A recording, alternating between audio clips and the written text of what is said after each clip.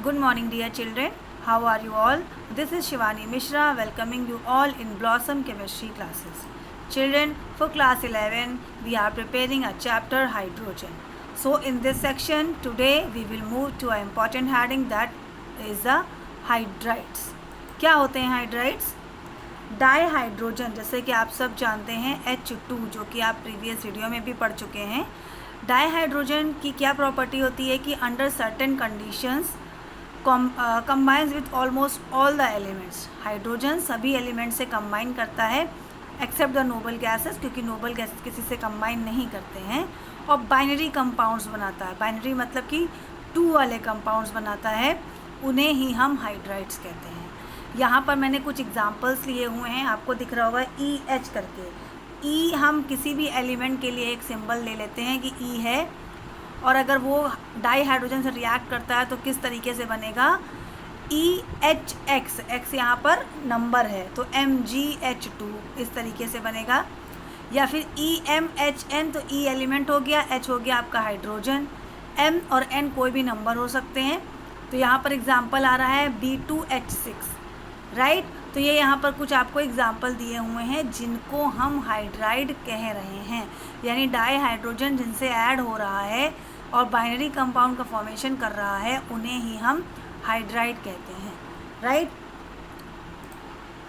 Hydrides 3 तरह के होते हैं. आइदर दे आर आयनिक, आयनिक को ही हम सलाइन और सॉल्ट लाइक कहते हैं क्योंकि आयन्स है. सेकेंड इज़ द कोवेलेंट, जिन्हें हम मॉलिकुलर हाइड्राइड्स कह रहे हैं. And the third are metallic, या फिर जिनको हम नॉन स्टोइकियोमेट्रिक हाइड्राइड्स कह रहे हैं. तीनों ही काइंड आपके सिलेबस में हैं और आपको पढ़ने हैं. स्टार्ट करते हैं with the very first, that are the ionic और सलाइन और सॉल्ट लाइक हाइड्राइड्स. आयनिक नाम से ही पता चल रहा है आयन्स होंगे, एक पॉजिटिव पार्ट होगा और एक निगेटिव पार्ट. सलाइन का मतलब नमकीन, यानी कि नमक, सॉल्ट लाइक स्ट्रक्चर की बात हो रही है. तो डाईहाइड्रोजन कैसे बनाएगा सॉल्ट लाइक स्ट्रक्चर? जितने भी S ब्लॉक एलिमेंट्स हैं उन सभी के साथ, मोस्टली जितने भी S ब्लॉक हैं वो डाईहाइड्रोजन के साथ फॉर्मेशन करते हैं, जो कि हाईली इलेक्ट्रोपॉजिटिव नेचर के होते हैं. और जितने भी आयनिक हाइड्राइड्स होते हैं वो सारे क्रिस्टलाइन नेचर के होते हैं, नॉन वोलेटाइल होते हैं, यानी कि बहुत जल्दी, ऐसा नहीं कि आपने उनको खुला छोड़ दिया एयर में तो वो डिसअपियर हो जाएंगे. और नॉन कंडक्टिव होते हैं इन द सॉलिड स्टेट. अगर वो सॉलिड स्टेट में है तो वो हीट और इलेक्ट्रिसिटी को कंडक्ट नहीं करते हैं. लेकिन अगर उन्हें पानी में घोल दिया जाए, यानी कि उनका एक्वस सोल्यूशन बना लिया जाए, या उन्हें पिघला दिया जाए, तो वो अपने मेल्ट की फॉर्म में या फिर अपने एक्वस सोल्यूशन की फॉर्म में इलेक्ट्रिसिटी को कंडक्ट कर सकते हैं. और इलेक्ट्रोलिसिस करने पर जितने भी आयनिक हाइड्राइड होते हैं ये डाईहाइड्रोजन यानी कि H2 गैस को रिमूव करते हैं एट द एनोड. याद रखिएगा, एट द एनोड. एनोड वो होता है जो पॉजिटिव चार्ज होता है. पॉजिटिव चार्ज है एनोड, तो इसका मतलब कोई ना कोई निगेटिव उसके पास आ रहा है, यानी इससे कंफर्म हो जाता है कि H- आयन आयनिक हाइड्राइड में प्रेजेंट है. तो अब आप समझ गए आयनिक हाइड्राइड क्या है. आयनिक हाइड्राइड बन रहे हैं H- से, यानी कि इनका अटैचमेंट किसी न किसी मेटल के साथ हो रहा है. तो S ब्लॉक एलिमेंट्स, जो कि आप जिन्हें एल्कलाइन मेटल कहते हैं, एल्कली मेटल कहते हैं, उनसे कॉम्बिनेशन हो रहा है. फॉर एग्जांपल देख लीजिए NaH है, LiH है.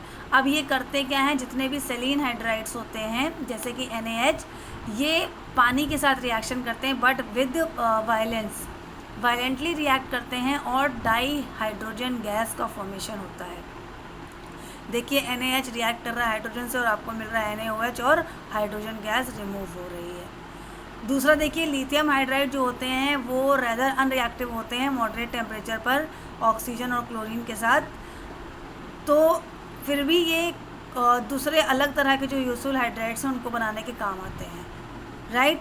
जैसे कि LiH क्या करेगा, एल्युमिनियम क्लोराइड जो Al2Cl6 है उससे रिएक्शन करेगा और LiAlH4 का फॉर्मेशन करेगा.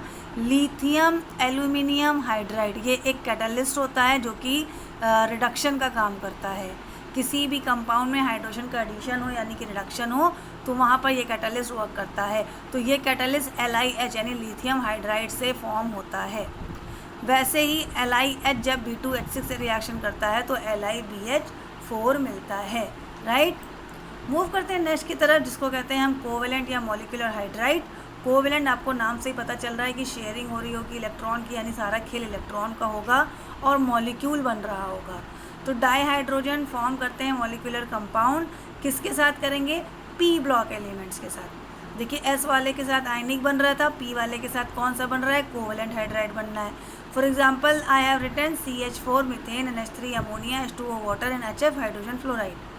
कन्वीनियंस के लिए हाइड्रोजन कंपाउंड जितने भी नॉन मेटल के साथ बनाता है उन्हें भी आप हाइड्राइड कह लेते हैं।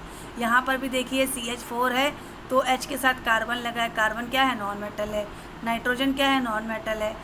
अगर हाइड्रोजन के साथ ऑक्सीजन लगा है तो ऑक्सीजन भी क्या है? नॉन मेटल है। फ्लोरीन भी क्या है? नॉन मेटल है। लेकिन इन सभी ने कंपाउंड्स बनाए हुए हैं हाइड्रोजन के साथ, तो इन्हें भी हम हाइड्राइड कहते हैं। कोवेलेंट होने के होते हैं, इसलिए ये इनका नेचर क्या है? ये वोलेटाइल कंपाउंड्स होते हैं। वोलेटाइल मतलब एयर में खुला छोड़ देंगे तो दे विल इवेपोरेट। आप बहुत कॉमन सा एग्जांपल ले लीजिए वाटर का। पानी अगर आप नॉर्मल जगह पे खुला पड़ा रहे या आप पोछा लगाते हैं या पानी पड़ा है कहीं तो वो अपने आप सूख जाता है, क्योंकि वो वोलेटाइल नेचर का होता है। मॉलिक्यूलर हाइड्राइड जो होते हैं वो 3 और पार्ट में आप डिवाइड कर सकते हैं, उनके इलेक्ट्रॉन्स और बॉन्ड के बेसिस पे कि वो लुईस स्ट्रक्चर कैसे बनाते हैं। देखिए पहला तो है इलेक्ट्रॉन डेफिशिएंट, नाम से ही पता चल रहा है कि इलेक्ट्रॉन की कमी है, इसीलिए इनका लुईस स्ट्रक्चर में आपको इलेक्ट्रॉन की कमी दिखाई दे जाएगी। जितने भी ग्रुप 13 वाले हैं वो सारे इलेक्ट्रॉन डेफिशिएंट मॉलिक्यूलर हाइड्राइड हैं। For example I have written the diborane B2H6। अगर आप इसका लुईस स्ट्रक्चर बनाएंगे तो आपको इलेक्ट्रॉन की कमी लगेगी। दूसरे हैं इलेक्ट्रॉन प्रिसाइज, जिसमें इलेक्ट्रॉन की कोई कमी नहीं है, बिल्कुल बराबर हैं। जितने इलेक्ट्रॉन लुईस स्ट्रक्चर में होने चाहिए उतने ही हैं, यानी कि जितने ग्रुप 14 के हैं वो इलेक्ट्रॉन प्रिसाइज मॉलिक्यूलर हाइड्राइड हैं। I have written the example of methane CH4। C के पास 4 इलेक्ट्रॉन, हाइड्रोजन के पास 1-1। आप स्ट्रक्चर बनाएंगे लुईस स्ट्रक्चर ईजिली बनेगा। थर्ड टाइप है इलेक्ट्रॉन रिच हाइड्राइड। रिच का मतलब रईस है बहुत, इलेक्ट्रॉन बहुत ज़्यादा है इसके पास। जब आप इनका स्ट्रक्चर बनाने बैठेंगे तो आपको लोन पेयर्स मिलने शुरू हो जाएंगे। लोन पेयर का मतलब इलेक्ट्रॉन ज़्यादा हैं। अगर अमोनिया बनाएंगे तो अमोनिया के खुद के आउटर मोस्ट में होते हैं 5 इलेक्ट्रॉन्स, हाइड्रोजन के 3, यानी टोटल तो 8 हो गए, लेकिन नाइट्रोजन सिर्फ 3 हाइड्रोजन से बॉन्ड करेगा, लेकिन स्टिल उसके पास एक लोन पेयर ऑफ इलेक्ट्रॉन रह जाएगा। तो जितने भी ग्रुप 15 से लेके ग्रुप 17 तक के एलिमेंट्स हैं वो सारे इलेक्ट्रॉन रिच हाइड्राइड्स का फॉर्मेशन करते हैं। ये आपको याद रखना है, very important question. Moving to the third one, that is the last, metallic और नॉन स्टोकियोमेट्रिक और इंटरस्टिशियल हाइड्राइड। जो मेटल से बना है या इंटरस्टिशियल है उसे हम कहेंगे मेटेलिक या नॉन स्टोकियोमेट्रिक। आपने S से बना लिया आयनिक, पी ब्लॉक से बना लिया आपने कोवेलेंट, और अब जितने भी D और F ब्लॉक वाले एलिमेंट्स हैं वो सारे बनाते हैं मेटेलिक या इंटरस्टिशियल हाइड्राइड्स। होता क्या है, इसमें जितने भी मेटल हैं ग्रुप 7, 8 और 9 के, ये तो हाइड्राइड नहीं बनाते हैं। और ग्रुप 6 में भी अगर आप देखें तो सिर्फ क्रोमियम है जो हाइड्राइड का फॉर्मेशन करता है। ये दोनों पॉइंट आपको लर्न करना पड़ेगा for your competition and even for your multiple choice question in the board examination. ये हाइड्राइड कैसे होते हैं? ये हाइड्राइड इलेक्ट्रिसिटी और हीट को कंडक्ट करते हैं, बहुत ज़्यादा नहीं करते हैं अपने पेरेंट मेटल के। जैसे मान लीजिए क्रोमियम हाइड्राइड है तो क्रोमियम जितना इलेक्ट्रिसिटी कंडक्ट करेगा उतना तो क्रोमियम हाइड्राइड नहीं करेगा, बट करेगा पेरेंट मेटल का मतलब जिससे ये हाइड्राइड बने हुए हैं। For example I have taken LaH। यहाँ पर आपको दिख रहा होगा H की जो मॉलिक्यूल का नंबर है वो 2.87 लिखा है। बाकी सभी में आप देख रहे होंगे YB के साथ H लगा है, TI के साथ H लगा है, ZR के साथ H लगा है। तो कहीं पर भी आप इसमें H देख रहे हैं तो वो पॉइंट्स में लिखा है। ये सारे hydrides law of constant composition को होल्ड नहीं करते हैं, बट ये एग्जिस्ट करते हैं, right. So that's all for this video. Thank you so much children. Channel को फटाफट से सब्सक्राइब कर दीजिए अगर आप पहली बार मेरा चैनल देख रहे हैं या अभी तक आपने सब्सक्राइब नहीं किया है तो। वीडियो को लाइक कर दीजिएगा, और अगर आपको लगता है आपके फ्रेंड्स को भी पढ़ना चाहिए, आप उनकी हेल्प करना चाहते हैं तो वीडियो को शेयर कर दीजिएगा। Till then take care.